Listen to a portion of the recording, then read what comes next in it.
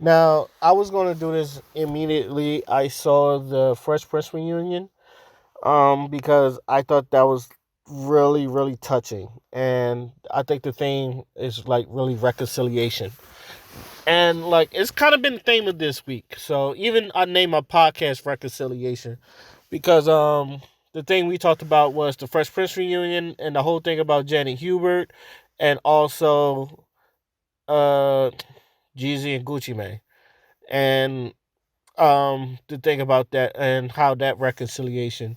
So yeah, I've been talking about reconciliation a lot. It got me thinking, like, is there anything I should reconcile? And I'm probably sure there is, but like two people, but I also gotta say two people gotta come up with that. Um, but I do want to talk about. I just watched Will Smith on the Red Table Talk, his own Red Table Talk, and I figured he was gonna have one soon. And I guess this is the perfect time. And it does real good because it promotes Jada's Red Table Talk. And it not only does that, it promotes the show, the Fresh Prince 30-year reunion that he was on. First things, let's get the 30-year reunion. If you are a fan, and I mean a fan of the Fresh Prince reunion, there is no reason you should. I mean, if you are a fan of a Fresh Prince of Bel Air, there is no reason you shouldn't be watching, unless you have you just don't have a way. Like, I watched it on YouTube. I didn't even watch it on HBO Max because it was on YouTube. Um, there's no way you could be a fan of Fresh Prince and not watch this reunion. It's like I do feel like it's important to Black culture because it touched on a lot of things about um chemistry. It talked about James Avery, aka Uncle Phil. Rest in peace, Uncle Phil. It talked about a lot of things where, like, even like they had control over the writing. Like, they said something like Tatiana Ali was supposed to have this line and is supposed to get smart with her mouth. And I think Daphne Reed, the light skinned Viv, to some people, she said in the writing, it's like if Ashley would have said this to Uncle Phil, he'd have knocked their teeth out. So I think it's cool that they let the people get in on the writing, because sometimes I don't feel like a lot of those artists get that type of opportunity to work with writers. Is like, I want my character to go this way, because like Hillary said, and I think this is kind of funny. She was like, "Oh, she was supposed to turn into this like strong, independent Black woman," and she decided against it. It was like, and I agree with her doing that because she was never like that. She was never like that, and like I at the same time, Hillary still evolved into a great character, but at the same time, like, she's still Hillary Banks. So I think her involvement matches the way how she was grown up, like a spoiled rich girl, and it's like you can learn from that. And she did say you can learn from that. So I feel like I feel like that you can learn from that, exactly, and you probably can, because you see how some people from a spoiled rich lifestyle really look at things. I would say I'm glad she didn't get dumber. She was just like, there was times they was trying to make her dumber, but I could see she was clueless but never dumb. I can always say I appreciate about that Hillary character. Um, the one nitpick, and this is like a tiny nitpick, they didn't I didn't know much about Jeffrey or where he come from and like his role in the character. And they really didn't talk much about Ashley either. Except like her first kiss and the cute boy moments. Like, there's two characters. I feel like everybody else had a character, like, about their character and all that other stuff, except for Ashley and Jeffrey. Which I'm not gonna say Tatiana Ali's character was there, because she did have because she did at the end when she started getting grown, she did have episodes where they did focus on Ashley, and like she got a couple of them, especially the makeup your her getting a record deal, and like that going to her head and some shit like that, and like other joints where like her going into puberty. So she did have episodes to herself, but they never really dove into that. Also, Jeffrey. Now I know Jeffrey was there for the one-liners and all that other stuff, but at the same time, I felt like they could have dove in on his characters, like how they came up with the character and what they wanted from him. Like those are my only two nitpicks. Because they even dove in on Jazz. And Jazz is a funny dude in the show, and like he even got some stuff. But yeah. Also, they didn't talk too much about light skin and Viv either. Now that I come to think of it, just the part where she was like, they asked me to do the show, and it was like a rapper, and then she was like, pass. But other than that, but I would say this: the best thing about that is actually a couple things. One was how they big up Uncle Phil, and I guarantee you, like if he wasn't dead, he would have got the same. He would have got those same roses because James Avery is a phenomenal actor. I've always like a lot of people have always said that when you watch the show, he is one of the most captivating people you will watch on that show. Um, like James Avery is like this one of those. I felt like if he never really did, how can I say this? He should be where he should be talked at as much as Denzel, your Samuel Jacksons, your Morgan Freemans, like in those upper echelons of people. I feel like James Avery is one of those. Your Lawrence Fishburne's, all that. I feel like James Avery should be one of those people. Um, I feel like if you would see him in movies, like you would appreciate him. Like I feel like I wish he'd have done more movies. Maybe that was not his stick. I mean, that Uncle Phil money was probably pleasant, and you did see him in shows like That 70 Show and all that other stuff, and he probably done other stuff, but when you really look at James Avery, like, that show really, really, like, Uncle Phil is a big part of that show. He really is a big part of that show. And, like, when they talked about him, it was a heartwarming moment. It's going to make you cry. I didn't cry, but I was close to I was close to crying. But it's gonna make you cry. Like that whole cast is out there crying, even talking about him crying. Like Will Smith, and he told this story like 3 or 4 times about the whole how come you didn't want me, man? And like him trying to like he really wanted to show James Avery his acting chops. And like when he did that take and all that other stuff, and like how he fell into his arms, and James Avery was like, well, that's some fucking acting right there. And I was just like, I'm not gonna lie, like James, like short story. I hate to make it this about me, but it's just like it just popped up in my head. Like short story, when I was in the Navy and I was doing DCPO shit, like I had a repo that he was a black dude, and like he just like commanded respect, and he was a nice guy, but you just didn't want to fuck with him. And I've always he just walked in intimidated, but he's a good dude, and like I've always respected him. Like I never bullshitted around him. Like every time I did stuff, I made sure I was on point, and like anytime I had to talk to him, I make sure I was on point. Like I was like it was like one of the few people in the Navy that I was intimidated. Like I And don't get me wrong, I really do love all my like chiefs and senior chiefs and first classes and all that other stuff. Like I give them the most proper respect. But Repo, and that's what we call him. We call him Repo.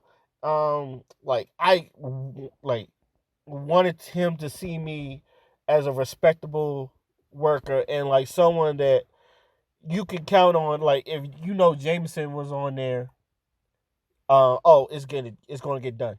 And that was how, and I did that with all my higher ups, but him I really did want to impress. And I remember like one time I was doing a spot check. It's for maintenance shit. It's Navy talk mostly. It's like maintenance check. It's like you already did it, so you're basically going over like maintenance with the people I had to do on repo. I remember I get on my cleanest NWUs and I super shine my boots and I just really wanted to. And I remember like going in there And the thing is, like with any other chief, like outside of the division, not even in my division, like outside of the division and all that other stuff, I do these spot checks, I knock them out flawlessly. It's like, okay, I did this, and all that other stuff. I talk my talk, and it's just that I get to him, I'm nervous, and I'm just shaking. I'm just like, this never. And the back of my head is like, yo, this never happens. And that's when I realized, like, yo, I really wanted to impress Repo.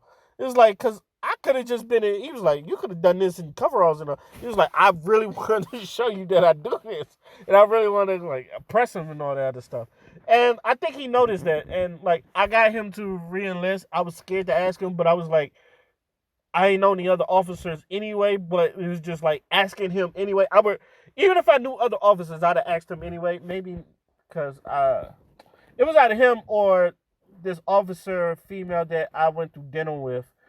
Not that I went to dinner with, but when we was doing fucking GQ drills, and like she was a real cool person, but I think she left the boat by then.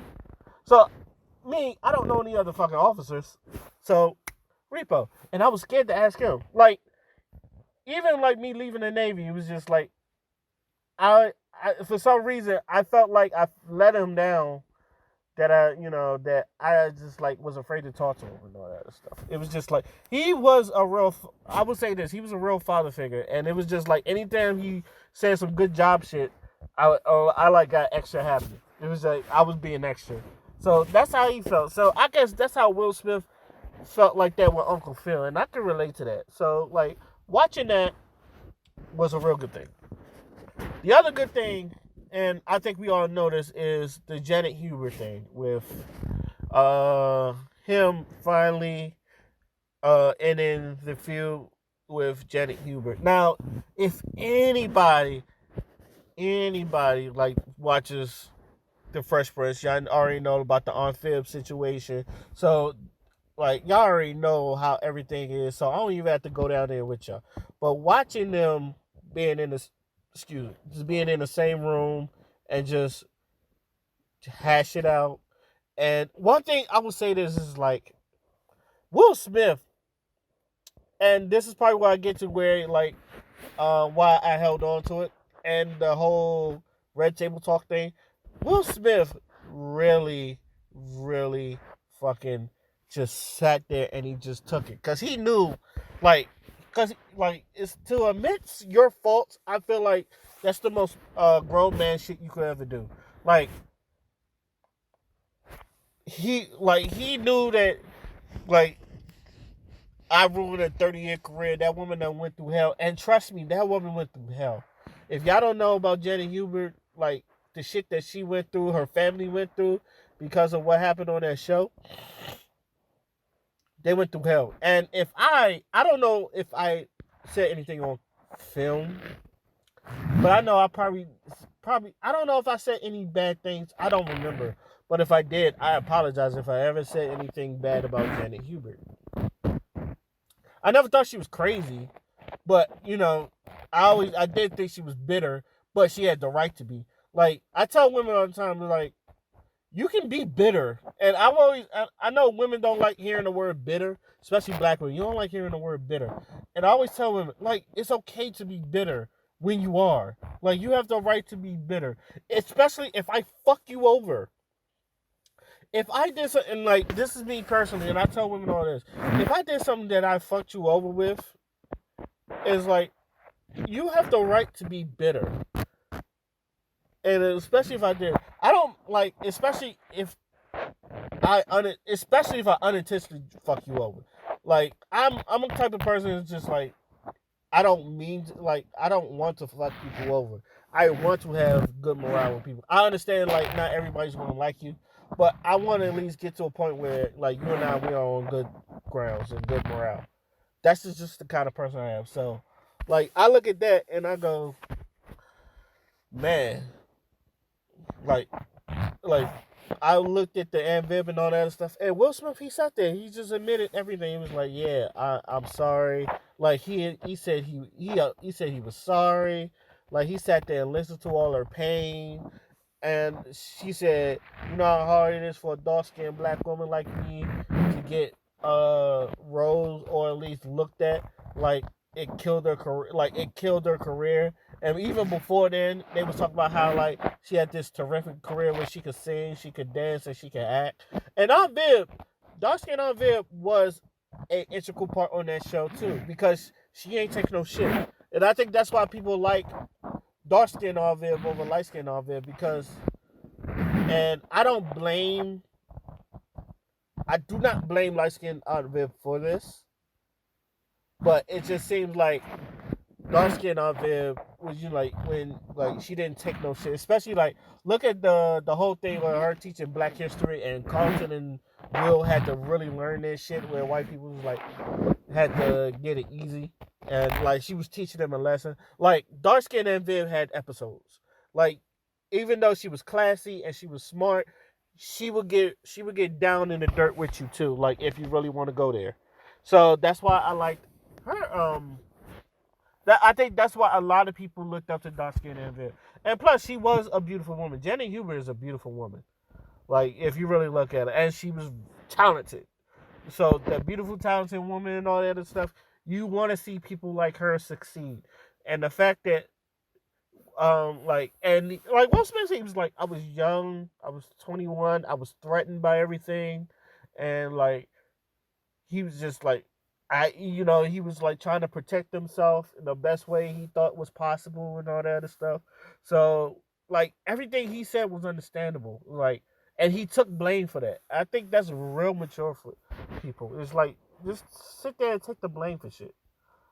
Yeah, and then not only he took the blame for shit, he still didn't put it on himself. He let her had let out everything. Like she let out everything, and that was just a sentimental moment. And then seeing both Aunt Bibs in one spot, like it really like warms your heart. And I feel like a lot of people, I feel like a lot of things like that. It's just really like when you see some reconciliation like that, it's really like play out like that. It's really really heartwarming. Like I know like Martin, they didn't have like a reunion special, but when you saw Martin and Martin Lawrence and Tisha Campbell Martin in the same spot again and all that other stuff, it was just like um you can see them like talking to each other, hugging each other, being all smiles. Like that was another heartwarming thing. Like I wonder what their chat was about. Like I understand some things are left private, but also like I would love to be a fly on the wall to see the chat between Martin Lawrence and Tisha Campbell Martin. Because yes, Martin Lawrence he was like that fame got to him, the drugs and all that other shit got to him and all that other stuff, and like you'd wonder what the hell that conversation was about. So like, but back to Fresh Prince, yeah. Um, if you haven't seen it, you should go see it. Now, after that, I really want y'all to watch the Red Table Talk he did, and Jada's not there, so it's just him and this therapist. So, and they was going over mostly they was going over the shit with him and Jenny Hubert, and it shows a lot of growth. And Will Smith said something like, and I feel like a lot of people, and you can even relate this to the Jeezy and Gucci Man thing. Um, like I can't be talking about all this therapy or being all this dude like finding your inner peace and all that other stuff, and I got this feud just looming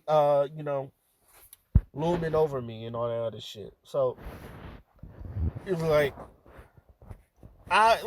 he said that he was like I cannot do, and he could have done it without her. He really could have.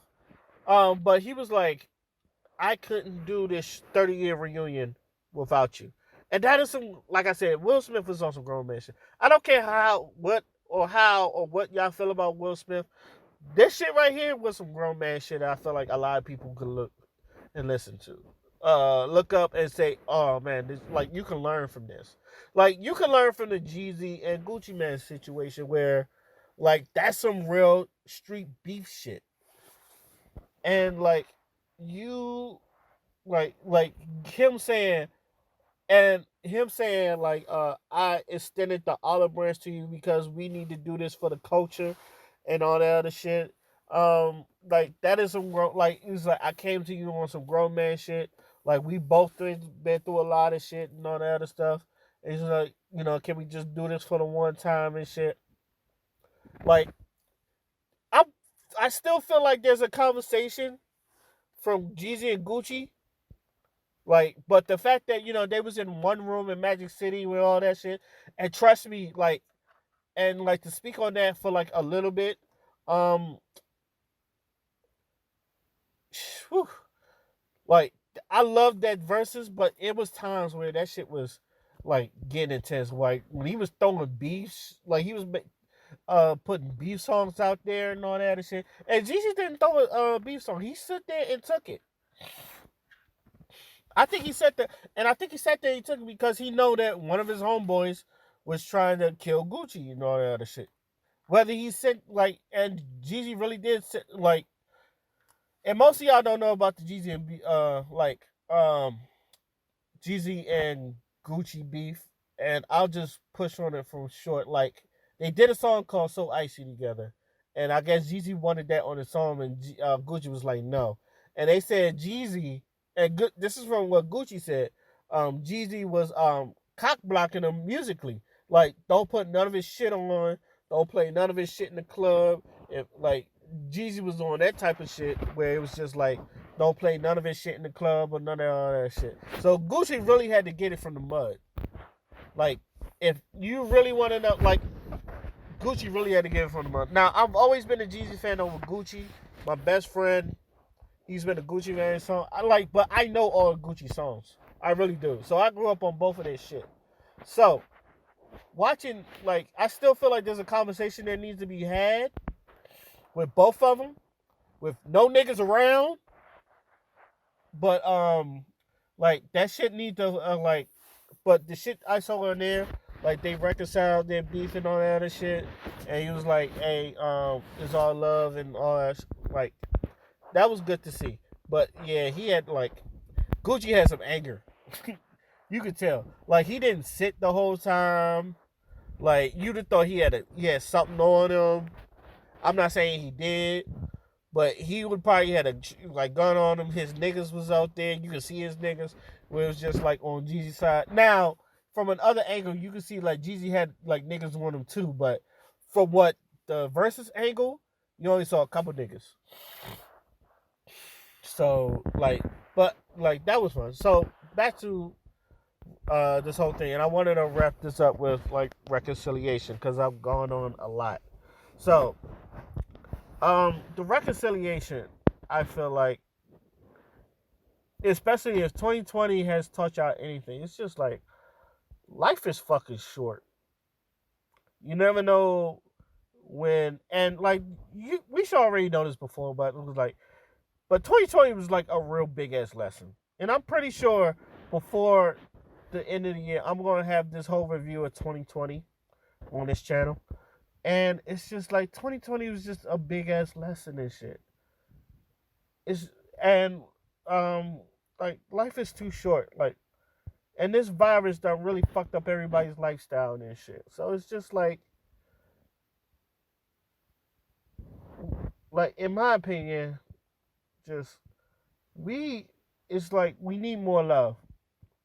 And also feel like 2020 done exposed a lot of anger and fucking vitriol and just like passion, like for everything. Even when it comes to like the election, from even when it comes to like your religion or your sexual ethnicity, or is it sexual ethnicity or uh, like how you sexual identity? Excuse me.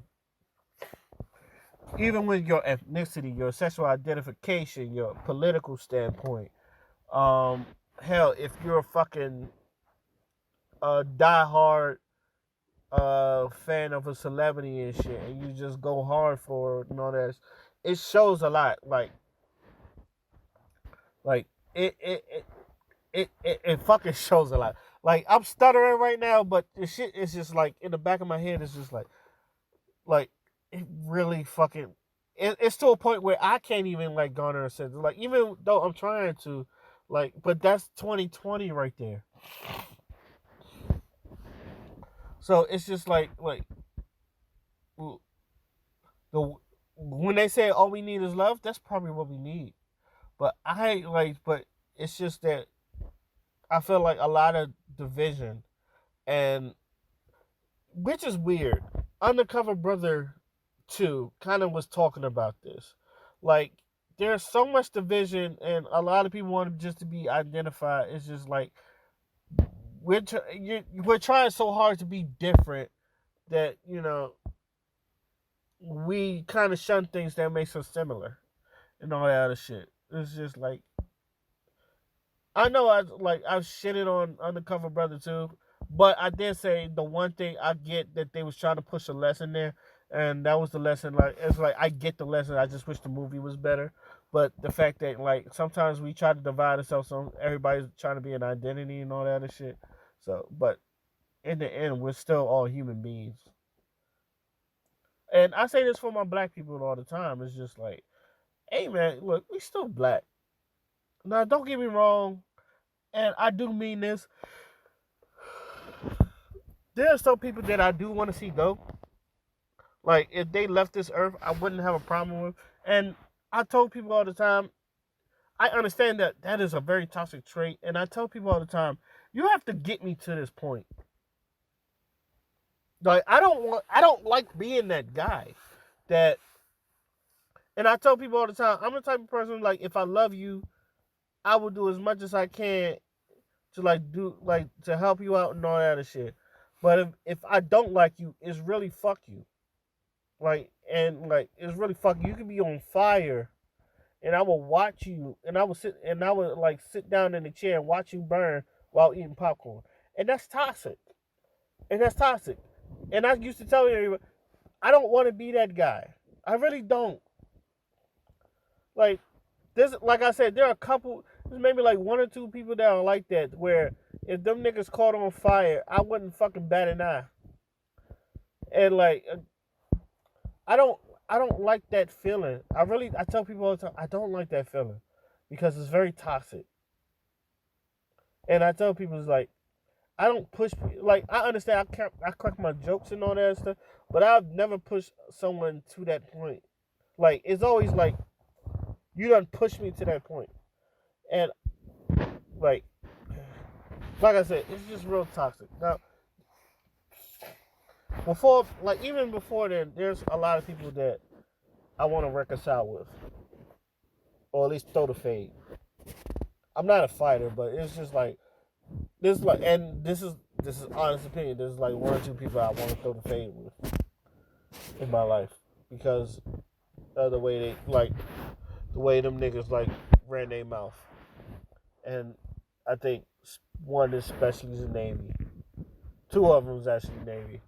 One was a chief in Chief Smith. Another one was someone I work with. I'm pretty sure um, he know who he is. But yeah. I'm not even a fighter, but it was just like two people. It was like if you told me we get to throw the fade, like I'm throwing the fade. Win or lose is like, yeah, I'm getting my swings in. And like, but like I said, that's toxic, and I understand that's toxic. I don't want to be that person. I really don't. I don't, and it's just but I've always, but like anybody would tell you, you have to push me to that. My father always said like, he don't mess with nobody. Like you have to push him to that point, to where like he even feels that way about you. Because I try to give everybody a fair chance. But but I would tell people all the time, and this is including myself. If there's someone you need to reconcile with, you might at least just sit down and have the conversation with them. But only if you're ready. And I think we and Stuart had to, because there's a lot of shit. Like I feel like there are a lot of situations people can burn in hell with, and I agree that there are situations where I'm be like, yeah, them niggas can burn in hell. So even then, I'm like, yeah, you ain't gotta be on that. So in conclusion, not only you should watch the Fresh Prince reunion, also watch the Red Table Talk with Will Smith after that. I feel like that goes hand in hand, and you really like it will bring a and both episodes will bring a smile to your face, and it shows me that I would watch anything with Will Smith in it too. So, like I said, that's my that's my little rant. I might come back out here later because there's another topic I do want to talk about that I feel like it should be addressed, and a lot of people won't. Hopefully, I say this clear enough that people will understand what I'm talking about when I say this. But it does need to be addressed, and like it needs to be talked about. So, with that being said, my name is Latino Flower, and I'm out. Peace.